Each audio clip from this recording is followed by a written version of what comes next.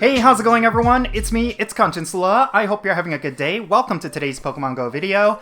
So yesterday, Niantic pulled a bait and switch. They released a teaser for this year's Pokemon GO Fest, and the city in the background of that trailer seems to indicate that Vancouver, Canada was going to be one of the cities for Pokemon GO Fest this year. Well, today they announced what the 3 cities are going to be, and it turns out none of them are Vancouver, Canada. So for a lot of people who live in the United States or around the world that wanted to attend Pokemon GO Fest but they cannot go to Vancouver, well, rest assured, it is going to be in the United States. But first and foremost, let's go over the 3 cities. The first one is going to be from May 30th to June 2nd, and it's going to be in Sendai, Japan. Now, this is a city that I've never heard of, honestly.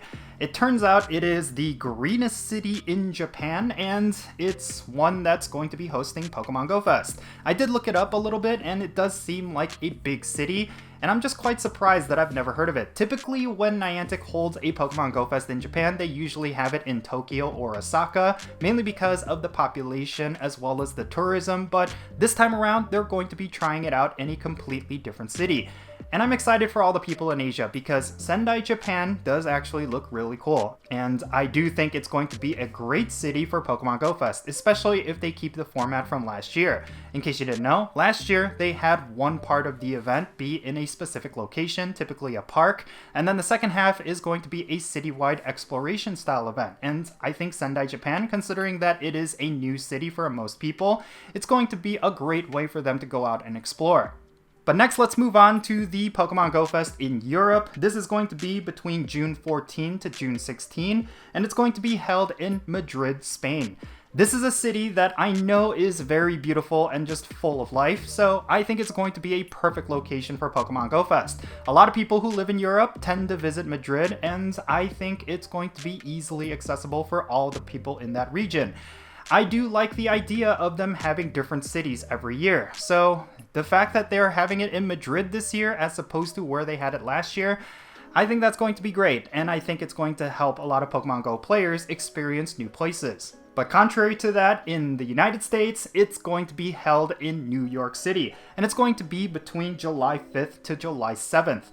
Yeah, that's very interesting. I really thought they would pick a different city in the United States this year, but as it turns out, they're going to be running it back to New York City, which I'm okay with because last year, it was a phenomenal experience. It was probably some of the most fun I had playing Pokemon Go, playing in New York City, and I'm really excited to go back there, mainly because I think there's a lot of things that I wanted to do last time that I will finally be able to do this time. But something of note that I found to be very interesting, maybe it's a bit of an oversight from Niantic, July 5th and July 7th is directly after a national holiday here in the United States. It's going to be happening right after July 4th, which is the United States Independence Day.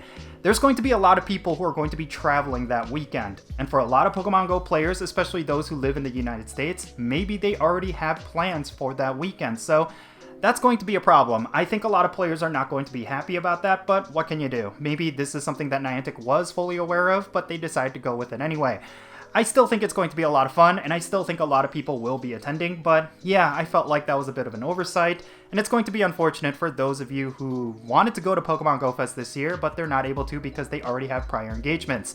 Now, let's say you cannot attend any of these Go Fests, well, do not worry, because between July 13 and July 14, we're going to be having a global event, and it's basically going to be some of the same stuff. It's just going to be toned down because it is global. It is going to be worldwide. So I still think it's going to be a lot of fun, even though there's going to be probably a lot less in-person experiences, but a lot of the same stuff is probably going to happen. It's going to be a lot of the same raids. It's going to be a lot of the same research. And I do think it's going to be fun. So even if you cannot attend any of the in-person events, you should still buy the ticket for the Global Go Fest because you're going to get a lot of cool stuff and it's going to be a great experience. Speaking of which, the tickets for all of these events are currently available and they do have the typical add-ons. There's a Raid Lovers add-on, there's a Egg Hatching add-on, but in my opinion, probably the highest value ones are going to be the Raid Lovers as well as the citywide experiences. So my biggest tip is that you plan to attend for 2 days of Go Fest and have one of the days be the citywide experience. That way you could get the absolute most out of this event because there's going to be a ton of shiny hunting as well as some really solid raiding, and you will want to take full advantage of all of that. As for myself, I'm going to be attending the New York City one, and I have my ticket already for Saturday, so if you want to play with me, do keep that in mind. I will be attending the Saturday GO Fest event, and hopefully I'll be able to do the citywide experience on either Friday or Sunday. I haven't decided yet,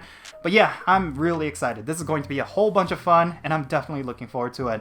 But yeah, in any case, that's going to be it for this video. Let me know your thoughts regarding Pokemon GO Fest down below in the comments. Are you planning to attend any of these live events, or are you just going to be doing the global event? Or maybe you're just going to skip out on GO Fest entirely. I would definitely like to know why in the comments, and let's have a great discussion. And thank you so much for making it to this point in the video. If you ended up enjoying it, make sure you hit that like button and subscribe if it's your first time here. And don't forget that little bell so you can stay up to date on whenever I upload videos. Now I want to give a quick shout out to every single patron on my Patreon. You all make this channel content possible. If you want to support the Count Jinsula channel, the easiest way you could do so is by clicking on the links in the description below. One of them will take you to my Patreon page. If you become a paid member, you will become a permanent spot on my in-game friends list. So if you want to play Pokemon Go with me, the best way you could do so is becoming a patron on my Patreon. And if you want to support my channel in a different way, you could always do so by following me on social media. My handle is @CountJinsula, and I'm on the platforms that you see on screen. And yeah, with all that said, that's going to be it for this video. I'm Count Jinsula. Be safe, have fun, love yourself, and I'll catch you all later.